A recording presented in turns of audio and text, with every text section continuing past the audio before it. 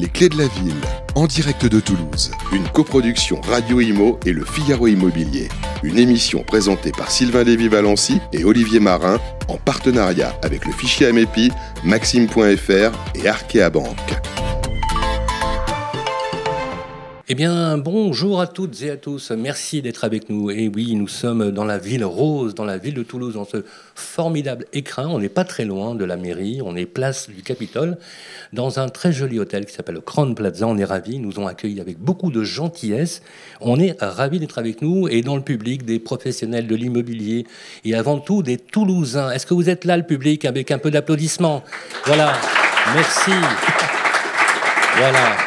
Mais ils sont géniaux les Toulousains. Alors malheureusement, pour des questions sanitaires et de sécurité, et on peut bien le comprendre, même si c'est assez dramatique, notamment pour nos amis commerçants envers lesquels on a une vraie gentille pensée, on aurait dû être un peu plus nombreux. Voilà, règles sanitaires oblige. Pour ce 4e numéro des Clés de la Ville, on a décidé, les amis, de faire le tour de France pour découvrir les villes. Et c'est peut-être la revanche des territoires. Moi, j'attends impatiemment la ligne à grande vitesse, ici à Toulouse, parce que de Paris... Alors, je sais qu'on a un fervent soutien de la ligne à grande vitesse qui est avec nous. En tout cas, on est ravis avec notre ami Olivier Marin, le rédacteur en chef immobilier au sein du Figaro. Comment ça va, Olivier? Très bien, merci Sylvain, merci, bonjour à tous. 4e rendez-vous, les Clés de la Ville, émission donc proposée par Figaro Immobilier et Radio Imo, émission donc mensuelle. Tous les mois, nous nous déplaçons dans une ville de France pour prendre le pouls, pour plonger au cœur d'une cité, par extension son territoire, parler immobilier bien sûr, mais aussi révéler des secrets du passé, évoquer des réalisations architecturales, se projeter dans l'avenir à travers le logement, l'urbanisme, les façons de vivre et d'habiter. Ça, c'est notre promesse, décrypter les tendances, dévoiler les projets et livrer les principaux enjeux d'une ville avec des reportages et des témoignages de personnalités emblématiques de la ville. Après donc Nantes, après Lyon, après Paris, nous sommes à Toulouse. Et au sommaire de l'émission, notre grand témoin, Jean-Luc Moudenc, maire de Toulouse, que nous avons le plaisir d'avoir dans l'émission. Merci à vous. Merci de votre invitation et ravi d'être avec vous. Alors, je sais que vous avez un agenda, Jean-Luc Moudenc, un peu bousculé ce matin, puisque... Ce matin et cet après-midi. J'ai jamais vu à Toulouse 2 visites ministérielles le même jour. Enfin, il faut innover tous les jours. Oui. Vous êtes gâtés. Bon, on aurait aimé que ça soit plutôt lundi pour nous, comme ça on aurait pu faire une émission un peu plus longue. Mais voilà, le peu de temps que vous nous accordez, en tout cas, c'est très gentil d'être passé par chez nous, n'est-ce pas, Olivier? Oui, nous aurons également Rodolphe Poubelle de Citia du fichier Amepi à Toulouse, avec qui nous parlerons bien sûr immobilier. Stéphane Aubet de Green City, président de la FPI Occitanie, Pierre Leroy pour Maxime, mais aussi des experts de l'histoire de Toulouse, de l'architecture. Un sacré programme pour cette émission. Mais tout d'abord, Sylvain, si je vous dis Toulouse, l'édito, c'est à vous. C'est tout de suite. Les clés de la ville, l'édito. Alors, rebonjour à toutes, bien sûr. Merci en tout cas d'être avec nous. Alors, monsieur le maire, Jean-Luc Moudenc, j'ai eu le plaisir de vous rencontrer à 2 reprises. Nous étions à Cannes, vous vous rappelez, au MIPIM. Et on va essayer de faire... Alors, on a apprécié une petite tradition, vous savez, mais maintenant, il faut aller dans les territoires. Il faut vraiment prendre corps avec ceux qui font la ville, ceux qui font la France, les petits, les moyens, les grands territoires. Et on a décidé de commencer par un petit édito sympathique, j'espère que ça va vous plaire, sur la ville de Toulouse. Voici l'histoire intime d'une ville et de son fleuve. Un fleuve qui prend sa source en Espagne, mais qui coule majoritairement en France. La Garonne, comme un fil rouge qui a façonné la ville rose. Comment dire rose, plutôt comme effectivement disent les Toulousains. Peut-être que je peux me mettre un peu à l'accent. En tout cas, mille merci de nous accueillir, les citoyens de la contrée du pain. Ici, je crois qu'on est au royaume de la chocolatine, me semble-t-il. Claude Nougaro avait écrit Toulouse, un soir de cafard. Aujourd'hui, on vient heureux de découvrir votre sublime ville, si justement racontée dans la chanson. Écoutez ça.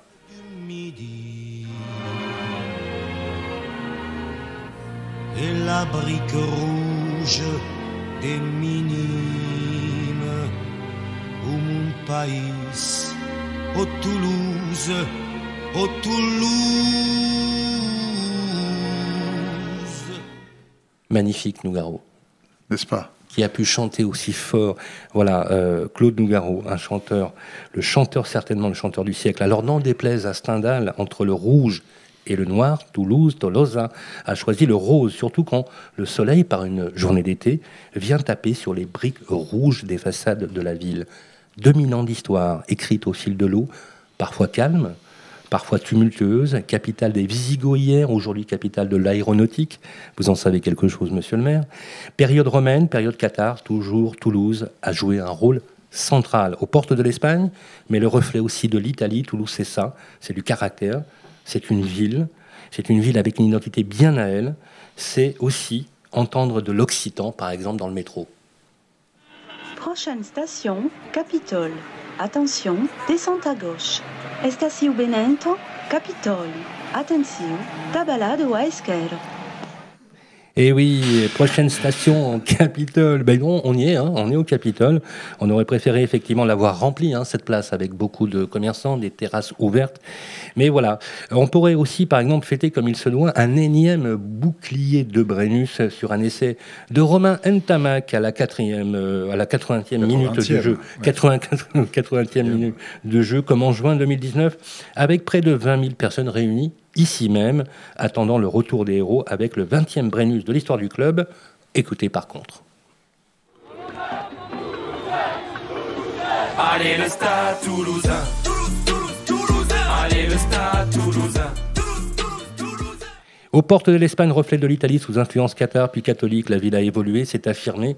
Et quand on se balade aujourd'hui dans les rues piétonnes de la ville, quand on voit l'architecture, l'urbanisme, la géographie des alentours, les vestiges de la présence catholique sont nombreux, comme l'explique Jean-Claude Jaffé, notamment auteur du livre Toulouse, le patrimoine révélé. Je vous propose qu'on écoute son reportage. Alors, on pourrait dire, puisque Toulouse a une coloration espagnole, on pourrait dire sol y sombre. Hein, il y a des côtés positifs et des côtés négatifs. Le côté positif, je dirais, à une époque où il n'y avait pas de séparation entre l'Église et l'État, il y a des religieux qui ont été des bâtisseurs, des constructeurs. Je voudrais vous donner deux exemples. Il y a le cardinal Loménie de Brienne. C'est une des plus grandes personnalités. Il a donné son nom au canal de Brienne. Il a aménagé les berges de la Garonne. Et grâce à lui, nous n'avons plus d'inondations, les terribles inondations. Il y en a un autre que les Toulousains connaissent un peu moins. C'est Monseigneur Dillon. Monseigneur Dillon était archevêque de Toulouse. Il a donné son nom à un cours où il y a des arrêts de bus. Mais à l'époque, ce n'était pas du tout le cas. Je vous parlais de la rive de gauche, on passe le Pont Neuf. Et il a aménagé les berges sur cette rive gauche. Un jardin magnifique, des belles grilles d'entrée. Et c'était un lieu de promenade pour les Toulousains. C'est là qu'ont eu lieu les premières foires, expositions, la remise des prix pour les écoles publiques, des fêtes. Il y a ce qu'on appelait le Ferretra, du nom d'ailleurs du gâteau typiquement toulousain. Et il a créé, parce que c'était loin la rive gauche, si on avait des besoins, il a créé la première Sanisette, on pourrait dire avant le nom. Avant le nom, voilà. Oui, tout à fait. Voilà. C'est une façon de découvrir, Jean-Luc Moudin, votre ville. Et on a envie, Jean-Luc, de vous connaître mieux. Si vous permettez, on s'est permis de faire un petit exercice pour vous. C'est de décliner un peu votre vie en 2 minutes en faisant votre CV. Voilà. C'est notre Nicolas Tarac qui va se prêter à cet exercice tout de suite après ça. Les clés de la ville, le CV de l'invité. Bonjour, monsieur le maire. Nicolas ? Écoutez, en pleine forme, ravi d'être ici à Toulouse, une ville que j'aime particulièrement. Mon frère y habitait ici, donc très attaché à cette ville de Toulouse. Le Capitole, vous, Jean-Luc Poudinck, eh bien, vous le connaissez par cœur. Vous arpentez ses couloirs depuis 1987. Vous avez passé la moitié de votre vie dans ce lieu si spécial, vous, le Toulousain de cœur, vous qui avez grandi dans le quartier de Saint-Cyprien, d'une mère aide-soignante et d'un père qui a gravi les échelons à la SNCF. Vous êtes un enfant de l'enseignement public. L'école l'école maternelle L'Espinasse, l'école élémentaire de la Patte-d'Oie, le collège de la Sépierre. Entre-temps, Jean-Luc Moudinque, vous avez fait un crochet un peu avant l'âge de 10 ans par la région parisienne, à Vitry-sur-Seine, là où votre père avait été muté. Là-bas, pour la petite histoire, vous l'avez raconté dans une interview, vous balayez le bas de votre immeuble une fois par semaine. Pourquoi ? Eh bien, pour vous payer Pif Gadget. Vous êtes issu d'un milieu modeste, rural, dans le Gers. Vous avez connu une ville sous la houlette d'un maire communiste, Georges Marchais. Mais c'est sous l'étiquette centre-droit que vous souhaitez vous engager politiquement. Vous adhérez au CDS, le Centre des démocrates sociaux. La politique, Jean-Luc Moudinque, c'est une course de fond que vous avez commencé à l'âge de 27 ans, aux côtés du maire Dominique Baudis, votre modèle en politique. Il incarne modernité et brio, ce sont vos mots. Et puis ensuite, vous devenez directeur de cabinet de Philippe Douste-Blazy à Lourdes, conseiller municipal à la mairie de Toulouse et conseiller régional Midi-Pyrénées jusqu'en 2001. À 41 ans, vous accédez au poste d'adjoint au maire de Toulouse avant de prendre les rênes de la mairie pour la première fois lorsque Philippe Douste-Blazy est appelé par le gouvernement au ministère de la Santé. C'était en 2004. Une défaite ensuite en 2008 face au socialiste Pierre Cohen. Une revanche en 2014. Vous reprenez votre fauteuil de maire sur lequel vous êtes toujours assis en 2021. J'espère que notre fauteuil ici, Jean-Luc Moudinque, dans cette émission des Clés de la Ville, est à la hauteur de votre parcours. Merci Nicolas. Alors, est-ce que c'était juste ce CV ? On n'a rien oublié ? Rien oublié. Alors, Georges Marchais, quand j'avais entre 7 et 10 ans et que nous habitions Vitry-sur-Seine, n'était pas notre maire, mais le maire de Vitry-sur-Seine était bien communiste. C'était notre député. C'était le député, autant pour moi. Voilà. Et oui, puisque c'est le seul amendement que je dépose. Il habitait pas très loin, il habitait Champigny-sur-Marne. Exactement. Voilà. Qui n'est plus communiste depuis le mois de juin dernier. Voilà. Où il disait tout arrive. Liliane, fais les valises, retourne à Champigny. Vous vous rappelez de cela, hein? Merci. Le Luron. En tout cas, merci beaucoup Nicolas. En tout cas, merci. On a envie de savoir comment vous allez, comment va la ville. Avant de parler urbanisme et logement, comment vivez-vous ? Bien sûr, on pense aux effets sanitaires, économiques et sociaux. Vous qui étiez, je crois, défavorable au couvre-feu à 18h, comment ça se passe ? Comment va la ville en ce moment de Toulouse ? Écoutez, la ville de Toulouse, elle est à l'image des autres villes françaises. Elle subit cet épisode extrêmement pénible dans lequel nous sommes depuis maintenant quasiment 11 mois, avec des va-et-vient dans la stratégie sanitaire, avec un virus aussi qui est quelque part assez imprévisible, il faut bien le dire. Voilà, moi ce qui m'est arrivé plusieurs fois d'exprimer, c'est mon désaccord avec telle ou telle mesure, des mesures qui ont pour effet d'étouffer l'économie et donc de contracter l'emploi pour un bénéfice sanitaire qui n'est pas toujours évident à mes yeux. Voilà. Après, je suis pas là pour donner des leçons à qui que ce soit. Je ne souhaiterais à personne d'être à la place de ceux qui gouvernent parce que je suis pas sûr qu'ils feraient mieux. Donc je suis pas là pour dire il y a qu'à, faut que. Simplement, j'ai l'impression que notre pays, au-delà du gouvernement actuel, souffre d'un mal bien plus ancien qui est celui de la centralisation. Alors il y a eu 3 vagues de lois de décentralisation depuis 1982. Pour autant, je pense que la culture des administrations centrales en France reste une culture centralisée. Et dans cette gestion de crise, il y a bien évidemment une stratégie nationale à avoir. Je suis pour les collectivités locales, mais je ne me vois pas donner la gestion de crise aux différents maires ou différents présidents de région. Il ne faut quand même pas exagérer. Pour autant, je crois qu'il y a des mesures de bon sens que l'on ne peut appréhender qu'avec une vision de terrain. Par exemple, on a parlé du prendre en compte plus les réalités locales, en tout cas, faire confiance aux Par exemple, un exemple très simple, puisqu'on a parlé du Stade Toulousain. Le Stade Toulousain, il joue dans un stade qui lui appartient, qui fait 18 000 personnes en capacité. Eh bien, je pense que ça serait tout à fait possible d'y organiser des matchs avec, évidemment, une place sur 2 ou une place sur 3 qui serait inaccessible, mais la distance serait organisée, la vie sportive continuerait, et pour autant, je ne suis pas sûr que la mise en danger de ceux qui viendraient là serait là. Et donc, voilà une mesure de bon sens qui n'est pas refusée, qui est refusée. Pourquoi ? Parce qu'on établit des jauges avec une règle nationale, avec des chiffres qui s'appliquent partout. Et ça, c'est extrêmement français. Et c'est là où je crois que on aurait intérêt de compléter une vision nationale indispensable pour combattre une pandémie qui est internationale, avec des regards de bon sens. Alors, de temps en temps, on prend notre avis, nous, les maires, on le donne, de temps en temps, on ne le prend pas, et nous apprenons les choses comme ça. Voilà. Est-ce que cette crise n'a-t-elle pas mis en relief, Jean-Luc Moudenc, le fait que finalement les territoires de taille moyenne tirent un peu leur épingle du jeu, puisqu'on voit finalement un désengorgement, ou peut-être, alors est-ce que ça va durer ou pas, on ne sait pas, mais une volonté, par exemple des Parisiens, de quitter le centre de Paris, d'aller vers des territoires un peu plus moins concentrés.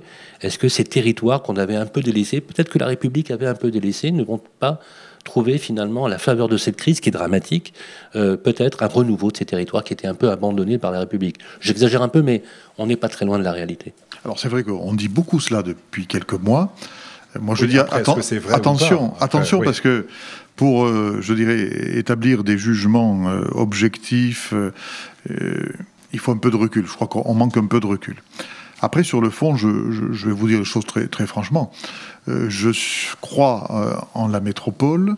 Je pense que si la France n'avait pas des grandes villes et des grandes métropoles, elle n'aurait pas les relais de croissance et les capacités d'innover qui sont indispensables à tout pays pour exister. Pour autant, je ne suis pas partisan d'un modèle contre-centrationnaire où les métropoles prendraient tout. Pas du tout. Moi, si je vois autour des métropoles des villes moyennes revivre, j'en serais ravi. Simplement, je me dis, est-ce que tout ça est durable ou est-ce que c'est fugitif? Parce qu'effectivement, quand on est dans une ville moyenne ou une petite ville, on ne peut pas vivre que de résidences secondaires. Il faut aussi de l'activité. Absolument. Et si ces petites villes ou ces villes moyennes ont connu un déclin, je ne suis pas sûr que ce soit parce que la République les ait abandonnés. C'est plutôt parce que c'est un petit peu partout comme ça. Les gens vont là où il y a l'emploi. Et on essaie de rapprocher le trajet, de raccourcir le trajet entre domicile et emploi. Et c'est pour ça que les grandes villes se sont développées et que certaines petites villes ou villes moyennes ont eu des difficultés. Si, à partir de cette aspiration à vivre, je dirais, dans des endroits où il y a plus d'espace, on est capable de créer un flux économique, de développement économique, moi je dis tant mieux, je ne demande pas mieux, je ne suis pas pour qu'on accumule ici les problèmes, les embouteillages et les pollutions. Oui. Alors on va le voir justement en évoquant la politique du logement, on parlera d'encadrement des loyers, mais c'est un peu d'actualité aussi. On sait que la métropole toulousaine abrite 60 000 emplois de la filière aéronautique, dont 27 000 rien que pour Airbus. À Blagnac, le quartier Andromède a accompagné tout le développement d'Airbus jusqu'à ce que la crise sanitaire en fait plonge le secteur aérien dans la tourmente. Ça vous inquiète? Vous prenez le pouls régulièrement de ce qui se passe, de cette évolution? Est-ce que vous êtes particulièrement attaché, notamment à ce développement du quartier Andromède et des emplois, bien sûr, avec Airbus? Bien évidemment. Airbus, ici, joue un rôle majeur. Et je dirais qu'au-delà d'Airbus, la filière aéronautique. La filière aéronautique, c'est grosso modo 12% des emplois de la métropole. Donc ça peut paraître, je dirais, minoritaire. Mais c'est une filière qui a un rôle leader.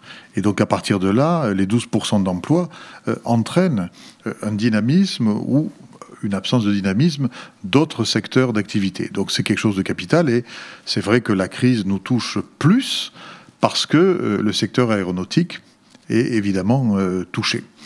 Pour autant, je ne suis pas inquiet sur le long terme. Parce que, d'abord, je pense que... On va en sortir. Oui, on va en sortir.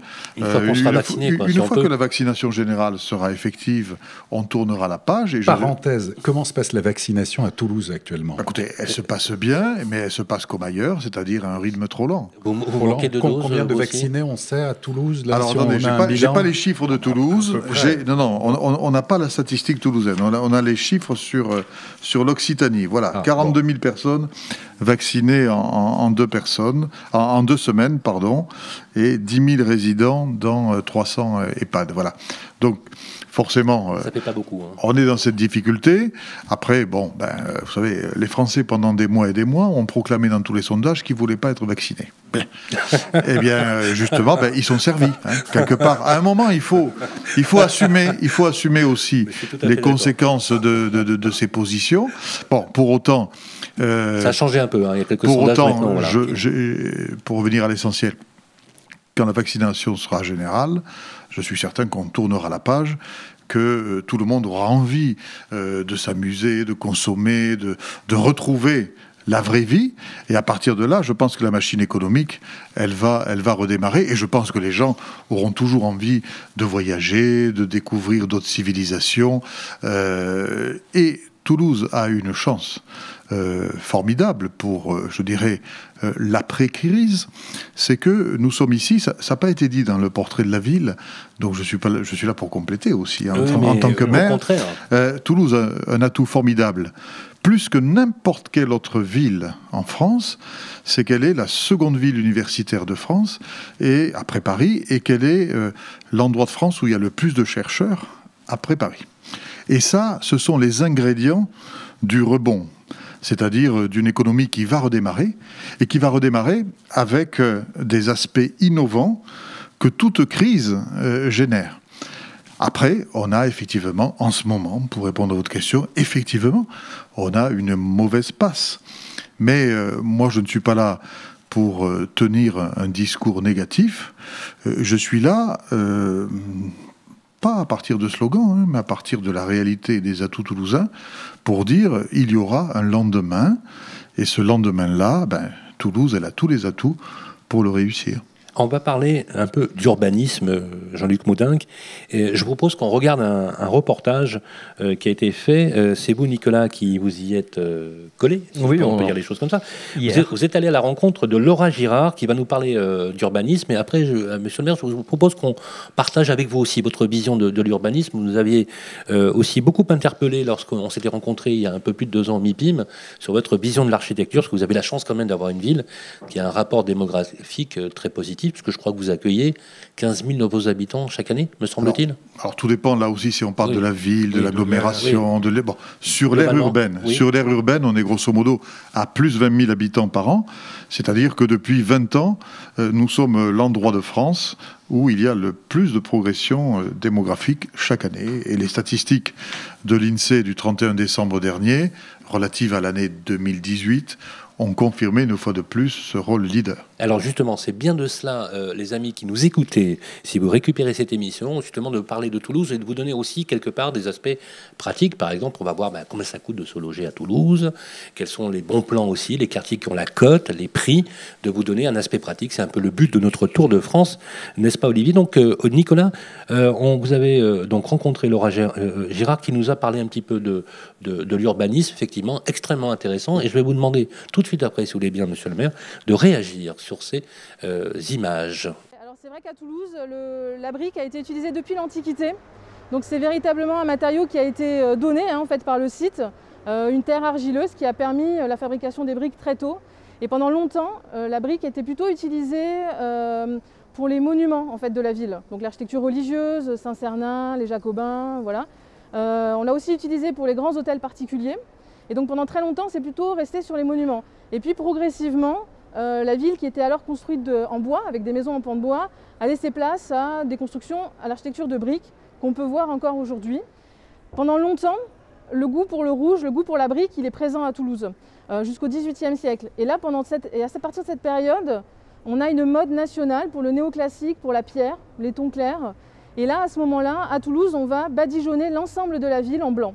Et ensuite, vers le XIXe siècle, on va redécouvrir la brique toulousaine, comme on le voit aujourd'hui sur les façades. Et il va y avoir un véritable mouvement historique, archéologique, de défense en fait un petit peu régionaliste de la brique et donc patrimoniale. Et c'est comme ça que la conscience patrimoniale va aussi se développer à Toulouse. Et on va redécouvrir des immeubles en brique, remettre à jour la brique rouge. On va aussi construire de nouveaux bâtiments en brique à ce moment-là. Et c'est aussi à cette époque que va naître en fait le slogan Ville Rose, qu'on connaît, qui est connu maintenant partout en France, dans le monde. Et c'est véritablement au début du XXe siècle que ce slogan va apparaître à des fins touristiques. Et on va utiliser en fait ce patrimoine rouge, qui va être rose pour les arguments touristiques, pour qualifier la ville de Toulouse. Donc Toulouse Ville Rose va se développer à cette époque.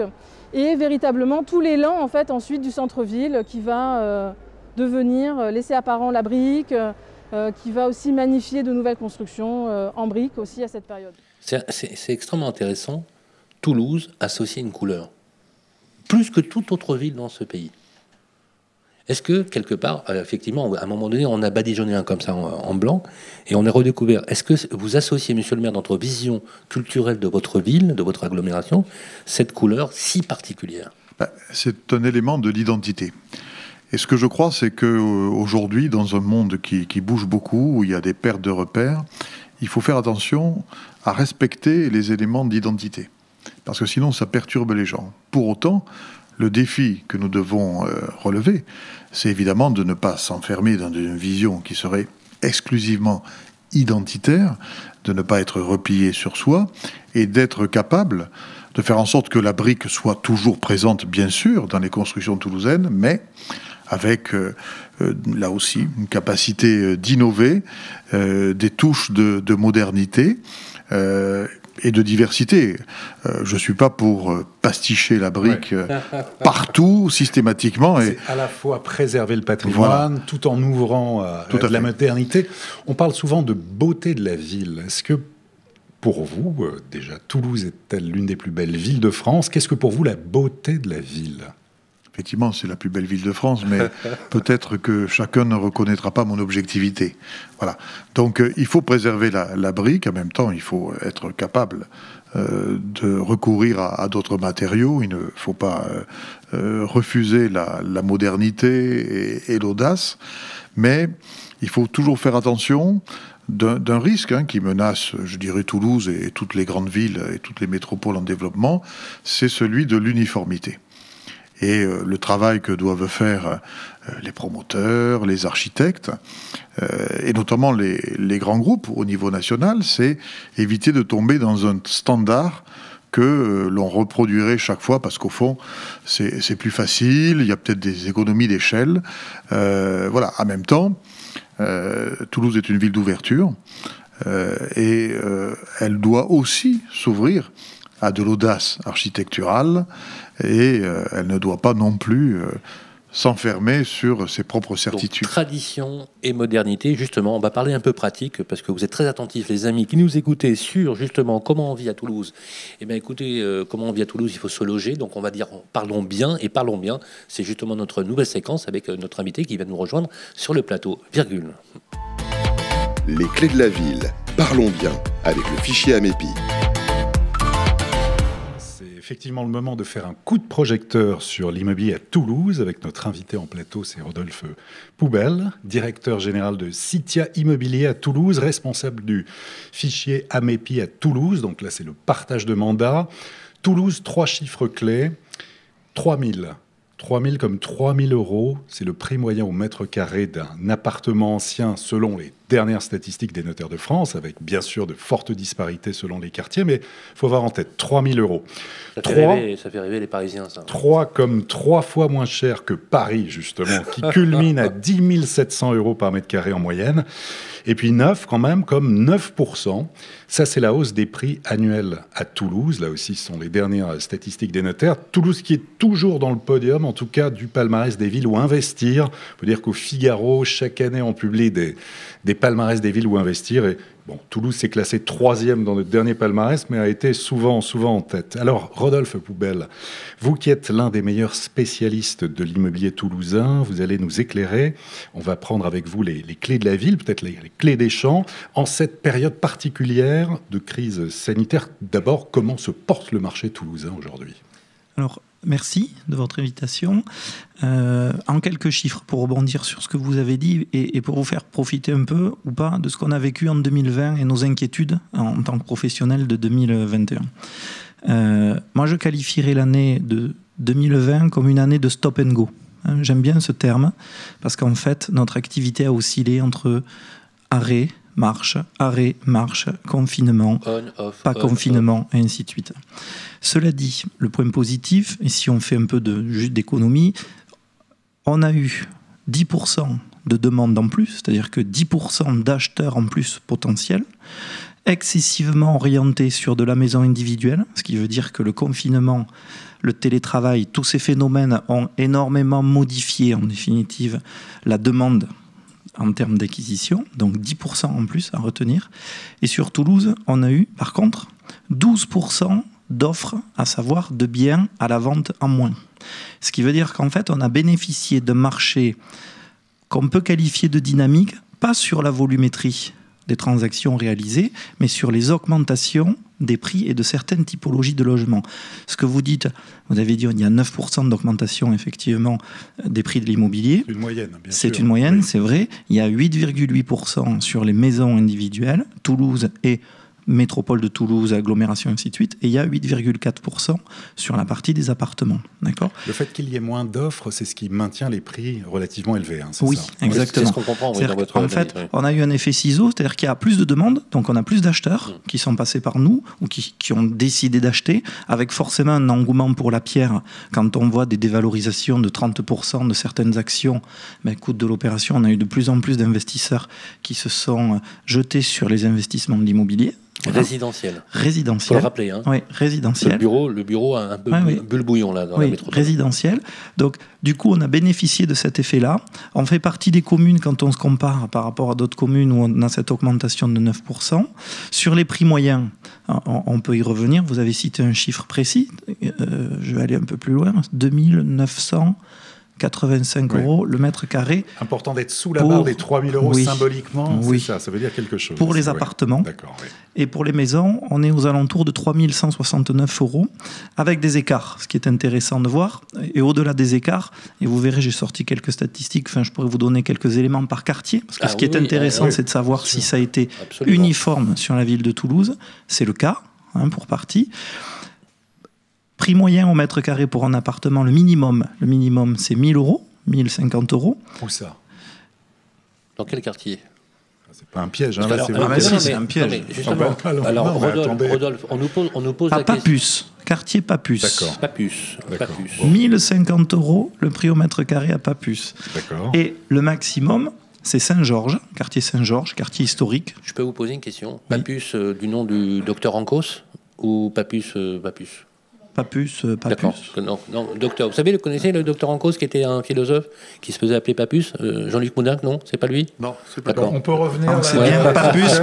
C'est bien ça. C'est vraiment la question piège. C'est ça. Bu du vin avant, mais bon, quand même. Alors, j'ai été aussi à l'université à Toulouse, mais je n'ai pas appris l'histoire de Papus. Bon, donc Saint-Georges. Saint-Georges, quartier côté, 5 130 € le mètre carré. D'accord. Quartier historique. Capitole, 5 020 € le mètre carré enregistré. Là où nous nous trouvons, là. Ici, c'est le cœur historique. Ici, c'est le cœur historique. C'est chic. Oui, c'est chic. Et ce qui est plus intéressant, au-delà de ça, c'est les évolutions, à savoir sur quasiment 35 quartiers à Toulouse, il y a 20 quartiers toulousains où il y a eu des augmentations à 2 chiffres.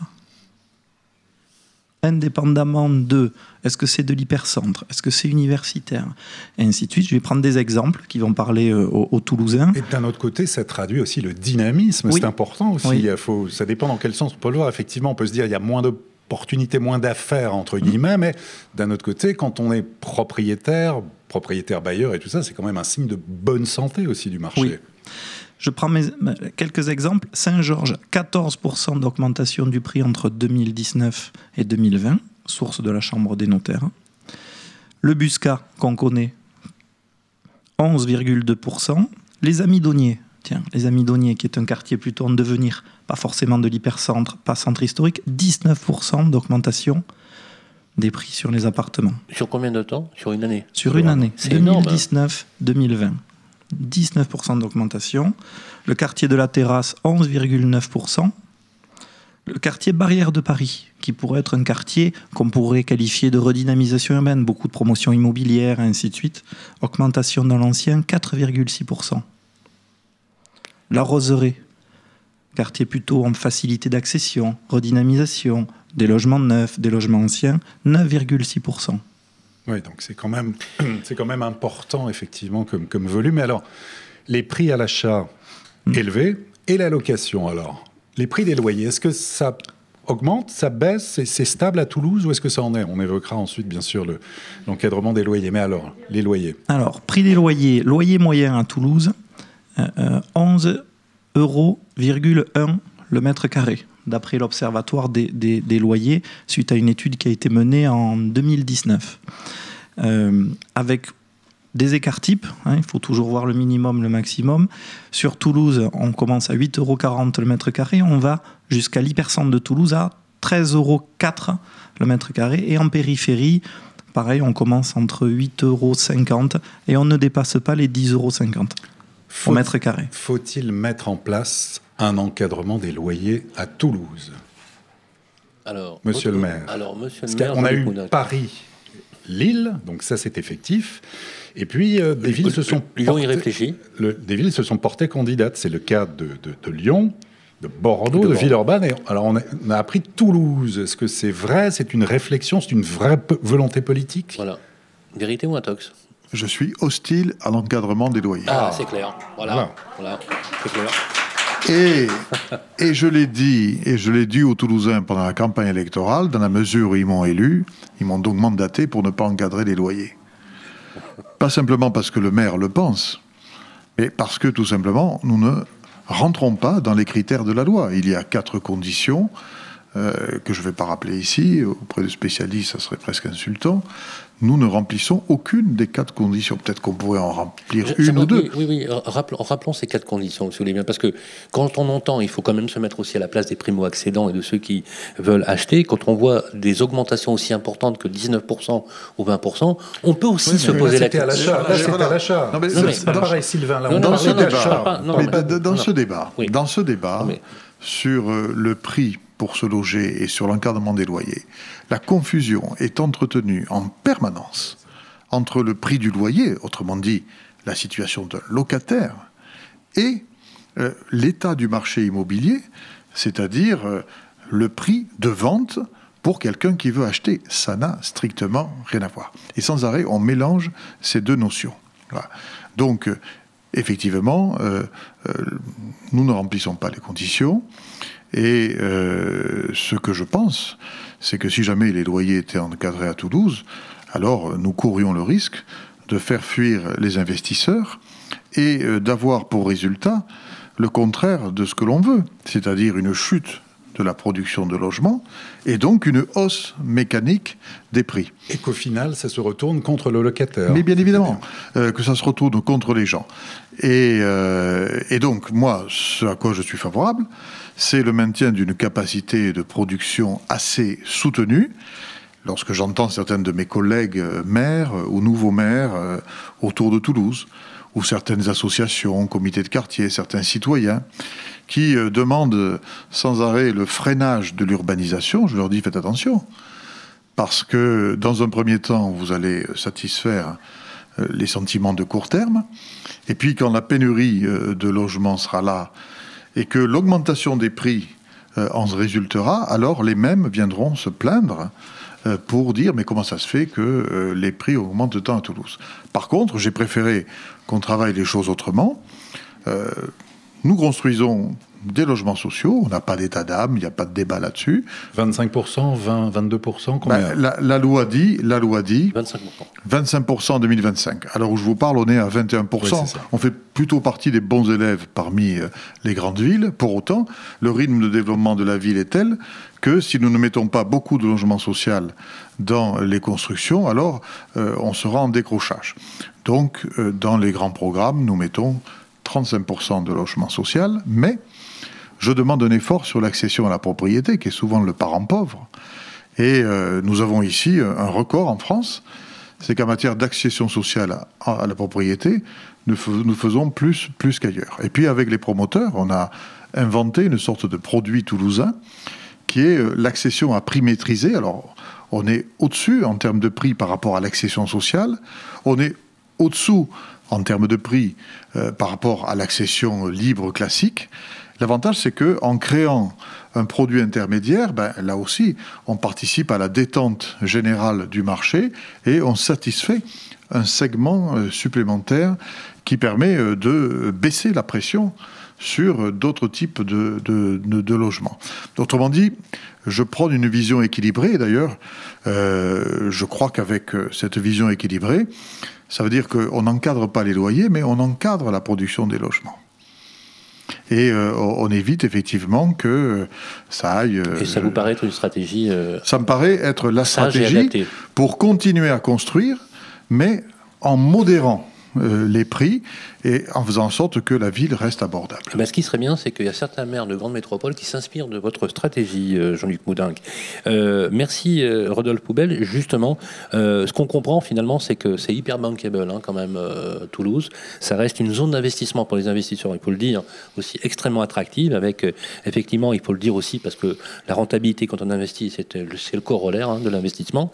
Et ça permet aussi effectivement de fluidifier le logement pour faire en sorte que ce sujet crucial du logement soit bien évidemment à l'ordre du jour dans ces politiques urbaines. Nous allons passer à notre prochaine séquence qui va s'appeler d'être mieux, parlons mieux. On va parler surtout de rénovation énergétique.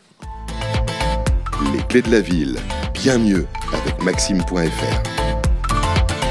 Merci d'être avec nous toujours dans cette 4e édition de notre Tour de France de l'immobilier. Décidément, nous sommes les saltimbanques de la radio et du Figaro. On peut dire les choses comme ça. Figaro, saltimbanque, on peut peut-être faire un peu de philosophie. Merci, toujours accompagné de notre grand témoin qui nous fait l'honneur d'être avec nous, Jean-Luc Moudingue, le maire de Toulouse. Et les amis, je vous présente Pierre Leroy qui vient nous rejoindre sur le plateau. Bonjour à tous. Comment ça va, Pierre ? En pleine forme. Alors Pierre, qu'est-ce que vous allez nous raconter aujourd'hui ? Vous êtes le cofondateur de Maxime, une filiale du groupe EP. Vous êtes ce qu'on appelle un médiateur digital pour la rénovation énergétique. C'est extraordinaire. Je rappelle, si je peux me permettre, que vous êtes président aussi du mouvement French PropTech. Je peux le dire, ça ? Tout à fait. Voilà, avec plaisir. Vous rassemblez à peu près 200 startups sur le territoire national. C'est plus de centaines de millions d'euros d'investissement. C'est plus de 12 000 emplois. Vous en êtes le fondateur, comme quoi finalement la France a un incroyable talent. Alors, vous utilisez la puissance de la technologie dans le bon sens pour identifier, flécher les aides des professionnels pour que la rénovation énergétique soit la mieux. On est d'accord là-dessus ? Complètement. Voilà. Est-ce que vous pouvez nous expliquer un petit peu tout ça ? Et ce qui intéresse les Toulousains qui nous écoutent et nos professionnels de l'immobilier qui sont ici au Plaza, c'est à quoi ça sert, pourquoi il faut le faire. C'est le chantier du siècle, la rénovation énergétique, clairement. Complètement. Comme vous le savez, donc la rénovation énergétique est au cœur du plan de relance. L'objectif du gouvernement est très simple, c'est relancer l'économie de manière vertueuse en combinant évidemment le confort de vie, l'emploi local, l'économie sur la facture énergétique du pays. Tout est gagnant a priori. Et donc pour être dans le match, la France doit passer de 280 000 rénovations à 500 000 rénovations par an. C'est vous dire si on doit accélérer. Alors aujourd'hui, dans la continuité de notre Tour de France, nous allons effectivement voir si Toulouse est un vivier potentiel pour massifier la rénovation énergétique française. Alors Pierre, je vais faire comme on faisait avec Pierre Bellemare. Vous savez les sketchs de Pierre Bellemare. Mais Pierre, comment allez-vous faire ? Expliquez-nous. Eh bien, Sylvain... je rigole, mais c'est très en forme. On peut se détendre, Jean-Luc Moudingue, ou pas ? On peut ? Bon, on peut. Entre deux visites ministérielles. Si on te l'a dit dans l'oreillette, c'est parfait. Voilà. En tout cas, l'idée, effectivement, qu'est-ce qu'on fait ? On va, nous, analyser de la donnée pour essayer de cartographier le territoire sur le sujet de la rénovation énergétique. Je vous rappelle qu'il y a des millions... La donnée, c'est le nouvel or noir, quoi. Ça, je ne sais pas, mais en tout cas, ça permet d'avoir une lecture territoriale tout à fait intéressante. Plus de 9 millions de DPE ont été libérés par DataGouv. Donc nous, on va aller analyser ça, on va aller lire le PLU et on va analyser les annonces immobilières pour essayer de comprendre ce qui se passe. Juste quelques éléments de contexte. Toulouse, c'est d'abord la 4e aire métropolitaine en France avec plus d'1 300 000 habitants. La ville de Toulouse compte 300 000 logements environ, donc 88% sont des résidences principales. Ce qui veut dire que Toulouse, on y vit et on y habite. Une spécificité cependant, c'est que Toulouse compte 33% de propriétaires occupants contre 58% à l'échelle nationale. Ce qui fait un décrochage significatif. Et donc cet écart, ça signifie que l'immobilier locatif est central. Or, on sait qu'il y a un risque et que ça peut signifier un risque en matière de qualité de logement. a priori, puisque l'immobilier locatif est souvent plus délaissé par ses propriétaires que quand il s'agit de leur propre logement à eux. Eh bien, bonne nouvelle, dans le cas de Toulouse, ce n'est pas le cas. Nous n'avons pas ce problème, puisque les logements toulousains sont plutôt récents et de bonne facture si on les regarde sous l'angle du confort thermique. Ce qui est plutôt une bonne chose. Oui, plutôt bien classé. Ça vous va, vous pouvez réagir au fur et à mesure. Non, vous laissez juste terminer. Bon. Voilà. Donc, et en effet, seuls 14% des logements datent d'avant 1945 et peuvent être considérés comme vraiment très énergivores, alors qu'à Paris, rappelez-vous, nous étions à 50%. Réaction, Jean-Luc Moudenc. Ça tient au fait que la ville s'est beaucoup développée depuis une cinquantaine d'années, et donc forcément, la part du neuf ou du moins vieux est supérieure à une ville comme Paris, mais sur la part des propriétaires, vous avez dit un tiers de propriétaires, c'est la vérité. Évidemment, c'est beaucoup moins que la moyenne nationale que vous avez indiquée, mais c'est le cas d'un peu toutes les grandes villes. Les grandes villes ont une minorité de propriétaires. Alors, mon cher Pierre, si on vous écoute, on a l'impression qu'on est, enfin, comme ça, hein, de façon néophyte, un peu moins concerné par la rénovation énergétique au final. Parce que ce que vous nous dites, c'est que bonne facture, moins de risques thermiques, parce qu'on a fait un peu le tour, et c'est vrai que Toulouse se porte plutôt bien. Exactement. En effet, Sylvain, le parc étant essentiellement composé d'un patrimoine bâti riche d'un côté et en grande partie protégé, et de l'autre d'un patrimoine récent pour le reste, Toulouse, finalement, est moins confrontée, comme d'autres grandes villes, à l'urgence de la rénovation énergétique. Bien sûr, il y a des efforts notables qui restent à faire sur les copropriétés, les logements sociaux, où le rythme des rénaux est à intensifier, mais les gisements d'économie d'énergie massifs, a priori, seraient vraisemblablement ailleurs. Alors justement, mais comment Toulouse peut trouver des solutions justement qui soient impactantes sur le plan de l'énergie et de la rénovation énergétique? Eh bien, il y a plusieurs pistes qui sont à l'œuvre pour développer une cohérence entre urbanisme et énergie. C'est d'ailleurs pour récompenser cette approche que la ville a obtenu le label européen Citergie en juin 2019. Elle valorise les actions qui sont mises en place aujourd'hui, comme par exemple la promotion des réseaux de chaleur à base d'énergie renouvelable. Il y en a déjà 4 a priori sur la métropole et qui desservent déjà de nombreux logements. Ça, c'est le premier point. Le deuxième point, il y a eu la mise en place de photovoltaïques dans les projets d'aménagement urbain et les bâtiments publics. Il y a déjà 6 installations hydroélectriques qui sont présentes sur la Garonne et son canal parallèle. Voilà. Et Toulouse a aussi vocation à être exemplaire sur le confort d'été, en privilégiant notamment des solutions passives et innovantes, donc en valorisant les énergies fatales et notamment en poussant à la conception bioclimatique et bien d'autres choses encore. Donc, comme vous le voyez, il y a de nombreuses voies qui sont ouvertes au-delà de la rénovation énergétique pour tendre vers la sobriété et notamment en s'appuyant sur une production d'énergie renouvelable. Juste un point, c'est qu'on n'est pas encore au niveau de la région dans la production d'énergie d'origine renouvelable, puisqu'on atteint les 25% au niveau Occitanie, contre 3,5% à Toulouse, donc il y a encore du chemin à faire. Alors, après le cassoulet, la saucisse et la violette, vous savez, la violette, c'est la fleur de l'humilité, ça vous le saviez, hein, monsieur le maire. La rénovation énergétique ne sera donc pas une spécialité toulousaine. Bien, c'est peu probable, mon cher Sylvain, mais nous pouvons rassurer notre très regretté Claude Nougaro, qui s'inquiétait pour sa ville et ses trottoirs éventrés sur les tuyaux de gaz dans la chanson Toulouse, puisque les trottoirs seront bientôt couverts de pavés rafraîchissants pour lutter contre les îlots de chaleur. C'est une innovation 100% toulousaine, c'est en cours d'expérimentation et c'est une première en Europe. Aujourd'hui, tes buildings grimpent haut, à Blagnac, tes avions sont plus beaux, et si l'un me ramène sur cette ville, pourrais-je y revoir ma pincée de tuiles, ô mon pays, ô Toulouse, ô Toulouse? Oui, rassure-toi, cher Claude, Toulouse a bien pris soin de former un RUC pour protéger son âme et ses bâtiments. Nous souhaitons juste à ces avions de récupérer leurs ailes le plus rapidement possible. Ça, c'est bon, ça, on peut l'applaudir. Alors... Merci. Une réaction, Jean-Luc Moudenc. Effectivement, là, vous êtes bien placé pour on a peut-être ville, hein. Moins de problèmes que d'autres de ce point de vue-là. Pour autant, je considère que la situation n'est pas satisfaisante et qu'on doit faire un effort. En moyenne, on rénove vers la sobriété énergétique 3500 logements par an. Et l'objectif que je me suis fixé, c'est de passer au double, à 7500. Et on a pris pour ça un certain nombre de dispositions.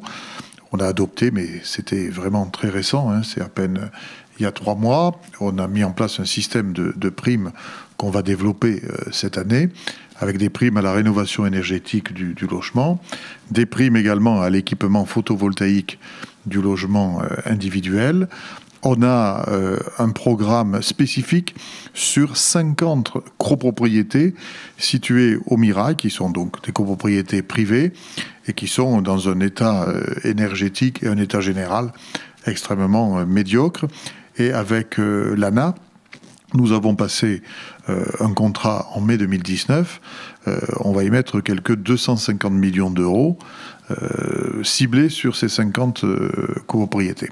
Après, effectivement, ces dernières années, on a fait un effort particulier sur le photovoltaïque et les réseaux de chaleur, puisque nous avons ici, je ne l'ai pas encore inauguré, ça vient de se terminer, la plus grande centrale photovoltaïque de France, située dans une grande ville. Et puis nous avons également développé, au cours du mandat qui vient de s'achever, on a développé le plus fort projet de réseau de chaleur de France. Donc effectivement, sur les énergies renouvelables, on a quelques avancées qui sont là. Pour autant, on a encore des défis à relever, et ce que je souhaite, c'est que, parce que je pense que c'est la clé du succès, que, outre la volonté de la métropole, on arrive à trouver un système qui fédère l'ensemble des moyens, puisque l'État, à travers son plan de relance, et je crois que c'est un bon choix, a décidé de mettre en place des moyens sur la rénovation énergétique. Le Conseil régional, lui aussi, a des moyens et des objectifs ambitieux en la matière.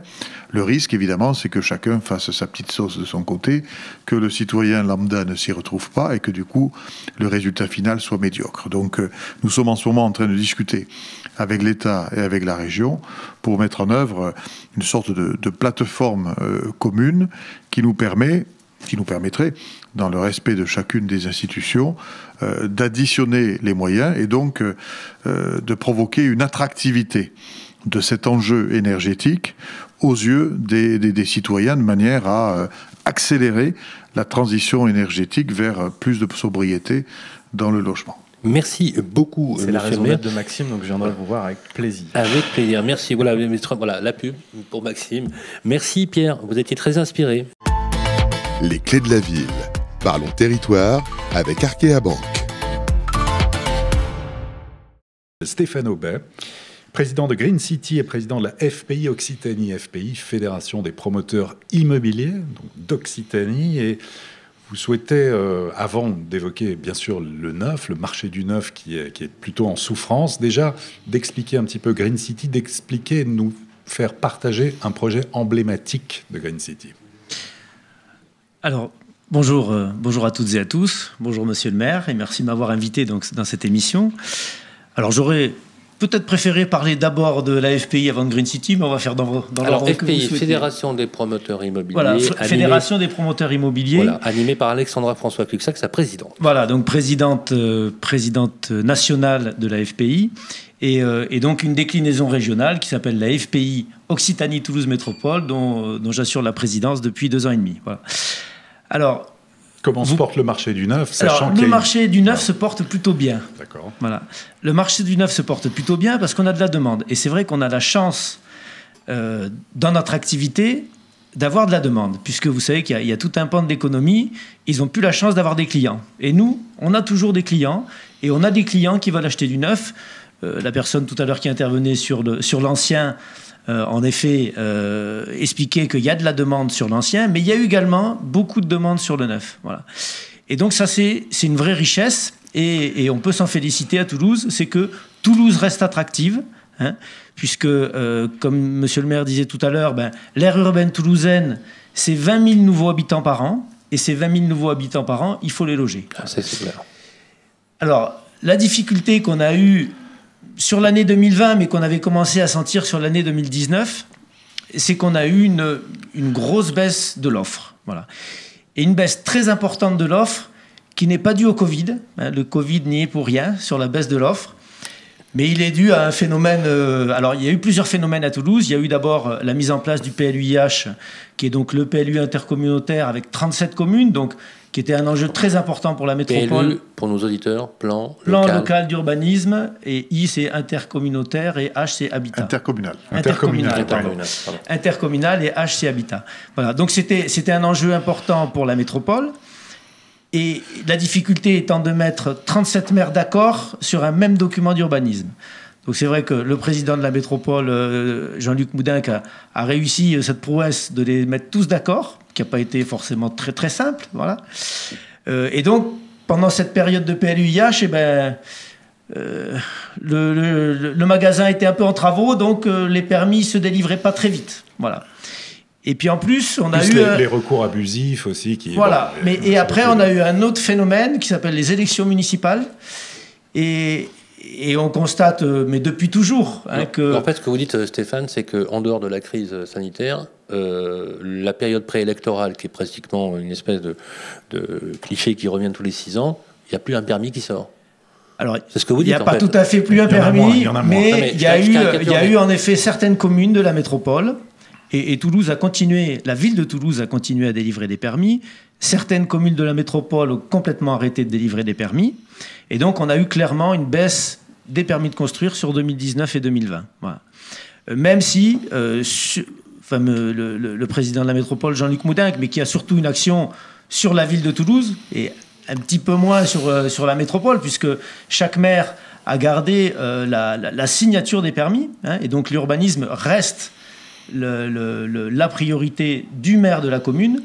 Et en effet, donc, on ressent aussi bien sur 2019, mais en 2020, alors que ce qui se passait d'habitude sur les communes, après les élections municipales, c'est qu'il y avait un frein 6 mois avant les élections. Là, le frein, il a été 1 an et demi avant. Et puis, juste après les élections, ça repartait. Voilà. Et là, ce qu'on ressent, notamment sur certaines communes de la métropole, mais encore une fois, il ne faut pas stigmatiser notre métropole, on le constate partout en France. Ouais. Voilà, moi, je travaille beaucoup également sur l'Île-de-France et je constate la même chose sur l'Île-de-France. Voilà. Et donc, on a du mal à relancer cette dynamique de permis de construire et donc de l'offre de logement, alors que le bâtiment pourrait être un des clés de la relance économique, puisqu'il y a certains secteurs économiques qui auront beaucoup de mal à repartir. Le bâtiment peut être une des clés de la relance. Et là, on a un petit frein des élus actuels qui ont du mal à relancer la production de logements. On va avancer parce qu'on est un peu limité par le temps pour rentrer un peu plus dans le pratique pour nos auditeurs. Alors, juste quand même, Jean-Luc Moudenc, qu'est-ce qu'on construit toujours donc autant à Toulouse, autant que vous le souhaiteriez. On a bien vu là qu'il y avait des freins, mais c'est une politique très importante, ça compte pour vous. Là, on a évoqué tout à l'heure la rénovation, bien sûr, mais la construction de logements. Non, mais j'ajoute que vous n'avez pas la réputation, monsieur le maire, d'être celui qui bloque là-dessus. Faut quand même rétablir l'équilibre. C'est pas Jean-Luc Moudenc qui retient les permis de construire. Vous avez plutôt la réputation d'être un maire bâtisseur. Il faut le saluer aussi. Alors, effectivement, au nom de la métropole, on a mis en place ce plan qui prévoit, et c'est un engagement officiel et contractuel, qui prévoit la construction de 7000 logements par an pour faire face aux besoins de la croissance démographique que l'on évoquait. Et on a convenu avec les collègues maires que la moitié de ces logements seraient construits sur Toulouse, l'autre moitié sur les communes autres que Toulouse. Et on a même détaillé, commune par commune, le nombre de logements à construire chaque année, le nombre de logements sociaux.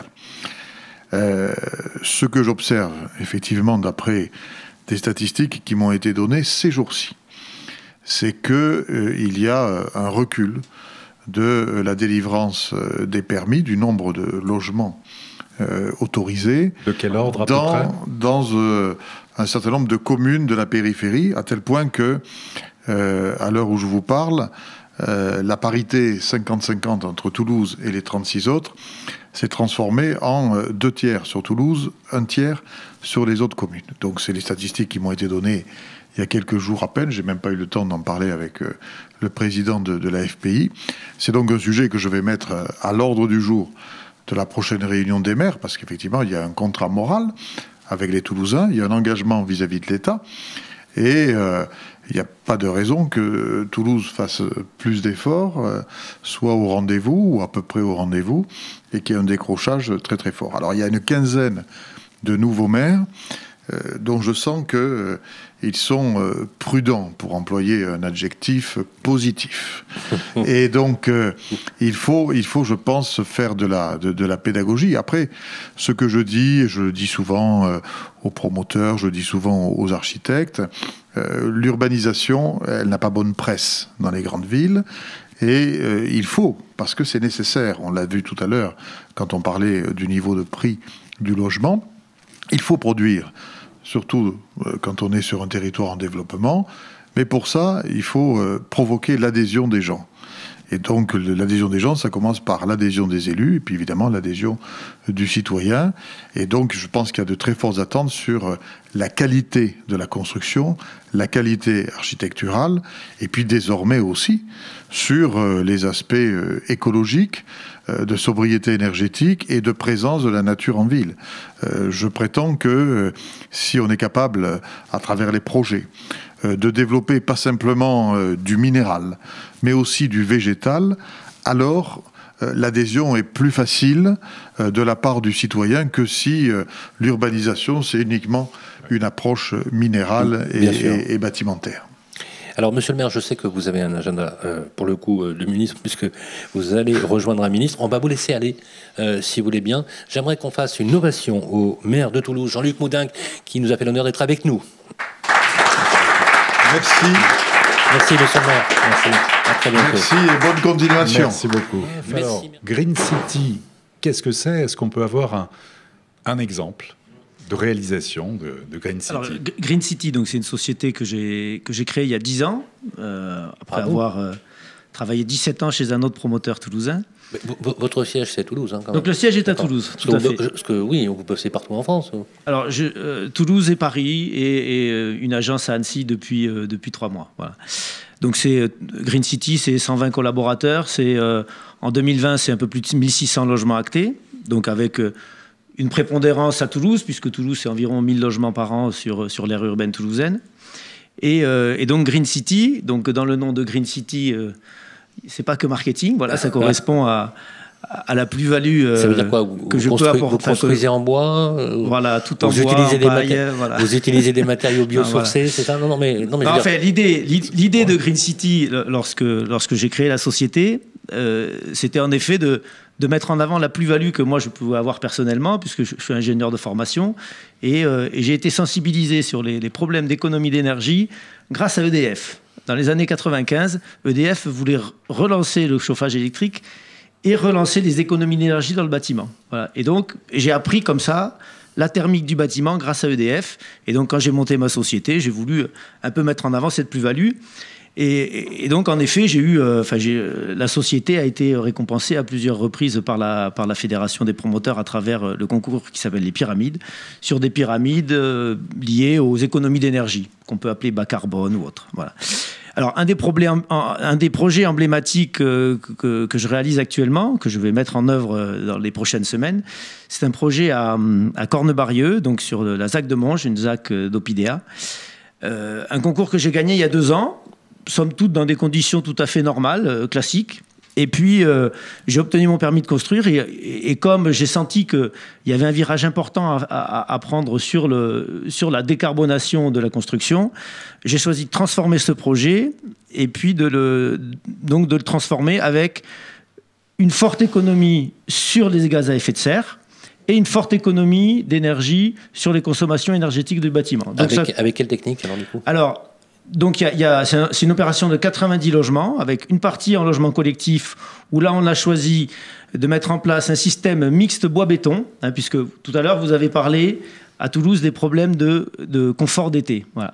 Et le problème des constructions 100% bois, c'est qu'il n'y a pas d'inertie. Il n'y a pas d'inertie, et donc s'il n'y a pas d'inertie, on n'arrive pas à gérer les problèmes de confort d'été. Donc, l'idée, c'était de se dire comment on gère le confort d'été tout en ayant un bâtiment décarboné. Voilà. Donc et l'originalité vient dans le fait... C'est une béton avec un bardage bois? Non, pas du tout. Donc l'originalité, c'est que toute la structure verticale est en bois, ce qui est plutôt le contraire de ce qu'on fait d'habitude, et les planchers sont en béton. Donc c'est le bois qui porte le béton. C'est un peu l'originalité de la chose. Et ensuite, j'ai une autre partie de l'opération qui est en terre cuite porteuse. Pardon, pas en terre cuite, en terre crue porteuse. La terre crue, c'est le matériau qu'on utilisait beaucoup sur la région pour construire les fermes lauragaises. Et donc là, l'originalité, c'est que cette terre crue, c'est pas du remplissage, c'est une terre crue qui est porteuse. Hein. Et donc, on va être obligé de faire un ATEX d'ailleurs, hein, un avis expérimental de chantier, pour pouvoir valider cette opération. Alors, j'espère qu'on aura la possibilité sur votre site internet de voir tout ça aussi et d'en savoir un peu plus. En tout cas, vous êtes passionné par votre métier. Stéphane Aubet, je rappelle que vous êtes président de Green City et président de la Fédération des promoteurs immobiliers d'Occitanie. Je rappelle d'ailleurs à toutes fins utiles que Radio Imo produit tous les mois maintenant un produit extraordinaire qui est destiné aussi aux promoteurs, mais pas que, à tous ceux qui veulent connaître un peu plus votre métier, qui a été quand même bien malmené cette année, il faut le dire. Il s'appelle l'Hebdo des régions. Merci beaucoup Stéphane Aubet. Applaudissements pour Stéphane Aubet, s'il vous plaît. Voilà, Green City, c'est la bonne solution. Alors, restez avec nous Stéphane, restez avec nous. Voilà, vous êtes bien avec nous. Voilà. On va aller manger un cassoulet après tout à l'heure. Alors, il est temps de nous quitter. Oui, c'est déjà la fin. Voilà, très instructif, cette ville de Toulouse. Super. Magnifique. Bon, il pleuvait un petit peu aujourd'hui. Il paraît qu'il faisait beau hier. En tout cas, c'est sûr qu'on va revenir dans cette bonne vieille ville de Toulouse. En tout cas, une chose, les amis, c'est qu'on vous adore. On aime Toulouse. Venez ici investir. Voilà. Partenariat Figaro Immobilier et Radio Imo. Avec nos partenaires Maxime du groupe EP, avec Arkea Banque, avec un petit clin d'œil à Alain Hervé. S'il nous écoute, il va se reconnaître. Merci à toutes et à tous de nous avoir suivis. Sous vos applaudissements, et vive Toulouse! Les clés de la ville, en direct de Toulouse. Une coproduction Radio Imo et le Figaro Immobilier. Une émission présentée par Sylvain Lévy-Valency et Olivier Marin, en partenariat avec le fichier Amepi, Maxime.fr et Arkea Banque. Une émission à réécouter et télécharger sur le site et l'appli radio.imo et sur toutes les plateformes de téléchargement.